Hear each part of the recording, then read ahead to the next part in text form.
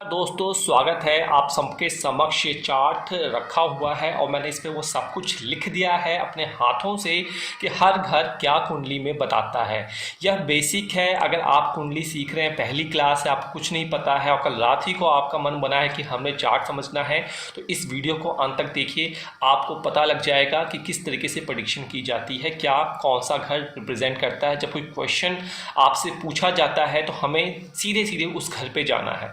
तो देखिए, लग्न कुंडली जो होती है, यहाँ से चार्ट की रीडिंग की जाती है। आपका पूरा जो नक्शा होता है आपका जीवन का, वो आपके असेंडेंट लग्न चार्ट पे होता है।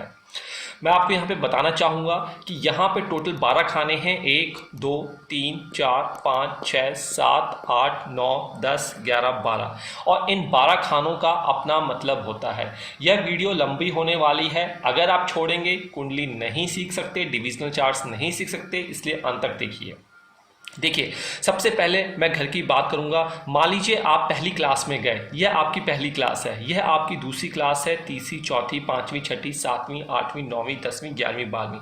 ये 12वीं क्लास करके आप जब पास होते हैं तो आप कहलाते हैं कि 12वीं पास। तो सेम इसी तरीके से ये चार्ट है। तो देखिए, पहला घर क्या होता है, तो पहले घर से आपको क्या देखना है। अगर कोई इंसान आपके पास आ जाता है और वो जो पहले घर से रिलेटेड क्वेश्चन पूछता है तो आपको फोकस सीधे पहले घर पे करना है। जो पहला घर होता है आपकी कुंडली में, वो आपके रूप रंग को दिखाता है, आपके शरीर को दिखाता है, आपकी यश को, आपके पूर्वजों के बारे में, आप कितना खुश रहेंगे, कितना दुख रहेंगे, आपका क्या कॉन्फिडेंस लेवल होगा, अभिमान आपका कितना होगा, बल कितना होगा, ज्ञान कितना होगा, आपका माइंड कैसा होगा, आपके स्वभाव के होंगे, आपका गौरव कैसा होगा, आपका रूप कैसा होगा, आपकी विनम्रता कैसी होगी, आपका धैर्य कैसा होगा और आपकी दादी कैसी होंगी। ये सारा कुछ हम पहले घर से देखते हैं। अगर आपको पहले घर से क्वेश्चन मिलता है तो आपको यह चीज़ यहाँ से देखनी है। इस घर के मालिक की प्लेसमेंट देखनी है, इस घर पर किसका किसका प्रभाव पड़ रहा है, वह सब कुछ देखा जाता है। आइए अब दूसरे घर को देखते हैं कि कुंडली में दूसरे घर से हम क्या देखते हैं। देखिए, कुंडली का दूसरा घर जो होता है, इससे हमारी अर्निंग को देखा जाता है, हमारी वाणी को देखा जाता है, एक्सटेंशन ऑफ फैमिली को देखा जाता है, पैसे देखे जाते हैं, धान्य देखा जाता है, कुटुंब कैसा रहेगा, मृत्यु कैसी रहेगी, सत्य असत्य देखा जाता है, आप कितने बड़े दानी होंगे, आपके पड़ोसी कैसे होंगे, आपकी दाईं आंख कैसी होगी, स्वाद कैसा होगा मुंह का, विद्या कैसी होगी, सांसारिक जो पहला आप संस्कार सीखते हैं वह भी यही घर होता है। तो विद्या और भोजन भी यहाँ से देखा जाता है। अब आप पूछेंगे जो ये नाम ये लाल कलर से लिखा हुआ, इसका क्या मतलब है? यह मैं आपको आगे आने वाली वीडियो में बताऊंगा, अभी आप कंफ्यूज मत होइए। चलिए, अब क्या है आपको देखना तीसरा घर। तीसरे घर से क्या देखा जाता है उसको नोट कर लीजिए। देखिए, तीसरे घर से सेल्फ पराक्रम को देखा जाता है कि आप कितने अच्छे कॉन्फिडेंस है, कितना अच्छा पराक्रम आप कर सकते हैं, आपकी आयु कितनी होगी।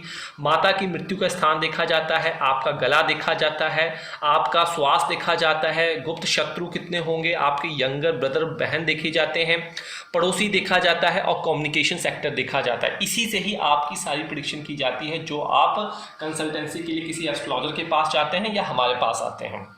आइए, चौथा भाव क्या होता है। देखिए, चौथे भाव से आप क्या देख सकते हैं, आपको कितना सुख मिलेगा। माता, भवन, भूमि, अचल प्रॉपर्टी, वाहन, लंग्स, आपका जो शरीर का लंग है वह खराब है, सही है, क्या प्रॉब्लम आ सकती है, सारा कुछ यहाँ से देखा जाता है। गड़ा हुआ पैसा, मतलब अचानक सडन आपको धन मिलना, चाहे वो म्यूचुअल फंड से मिलना या किसी एंसेस्ट्रल मिलना। प्राथमिक शिक्षा जिसे हम प्राइमरी एजुकेशन कहते हैं, आपका कंस्ट्रक्शन निर्माण, लीडरशिप की क्वालिटी आप में कितनी अच्छी है, आपका नैतिक चरित्र कैसा है, वो सारा कुछ यहाँ से देखा जाता है। अगर आपको कोई क्वेश्चन पूछे इन भावों से रिलेटेड, इनसे संबंधित, तो आपको चौथे घर को देखना है।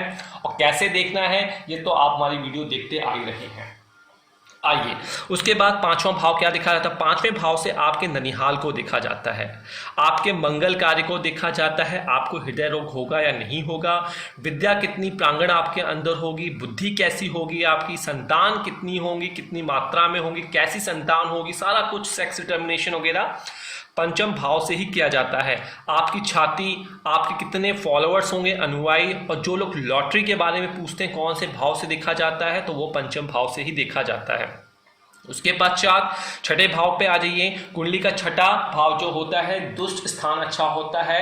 यह भाव आपको समस्या किस भाव से दे सकता है, जैसे कि रिपु आपके कितने होंगे, आपकी इलनेस, गुप्त शत्रु कितने होंगे, आपके मामा का संबंध यहाँ से आप दे सकते हैं, आपके कितने नौकर चाकर होंगे, घर में कितना क्लेश हो सकता है, आपके ऊपर कितना ऋण चढ़ेगा, चिंता कितना होगी, कोई मुकदमा तो नहीं चढ़ेगा, आगे चलकर कितना शोक होगा, जेल, आपके पैर जो देखे जाते हैं, आपकी बैकबोन, कंपटीशन जो यूपीएससी, पीसीएस और स्टेट गवर्नमेंट बैंक की आप तैयारी करते हो, सारा कुछ यहाँ से देखा जाता है।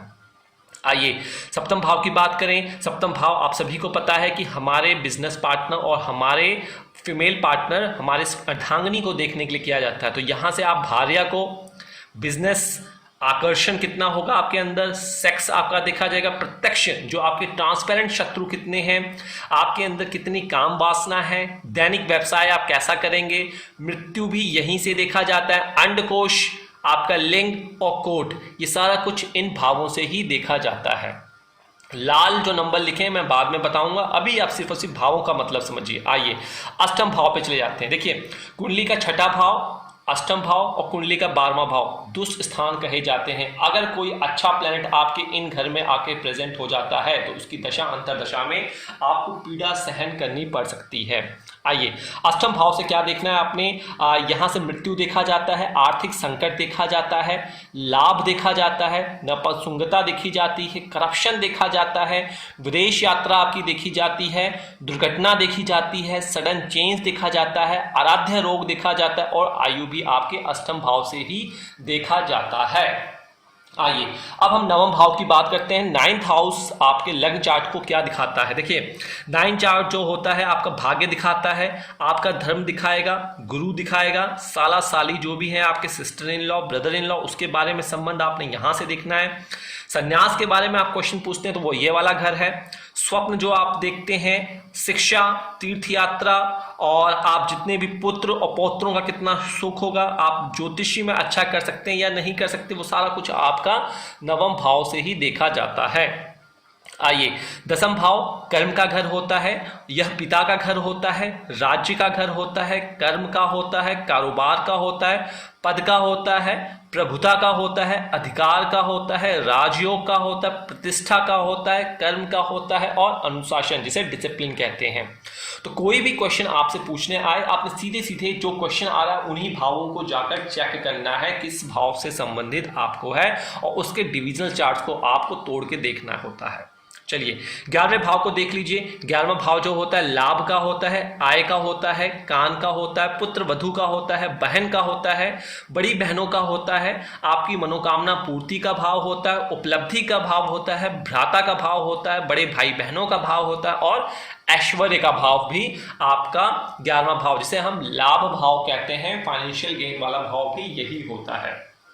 आइए अब हम अंत में अंतिम भाव की बात कर लीजिए। अगर आपको मैंने कोशिश की है सभी भावों से संबंधित चीज़ों को यहाँ लिखने की, कोई रह गई होगी तो आप कमेंट बॉक्स में क्रिटिसाइज मत कीजिए, बस बता दीजिए कि इसमें इसको भी ऐड किया जा सकता है, तो हम एक फ्रेश चार्ट बन के आपको शेयर कर देंगे।